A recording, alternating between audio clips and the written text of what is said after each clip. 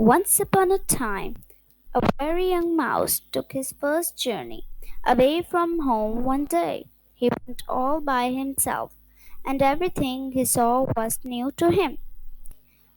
The little mouse ran back to home, tell his mother about two strange creatures he had met.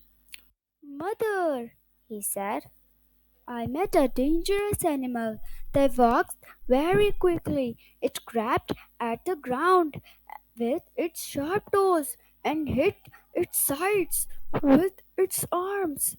When it saw me, it opened its pointed mouth and let out a long, frightened scream towards the sky." The mouse went on. "I ran and ran until I met a kind and gentle animal with soft, thick fur and shining eyes. When it saw me, it waved its long tail and smiled at me in a very friendly way." "My dear little mouse," said his mother, "the first creature you saw was a rooster, and he will not hurt you.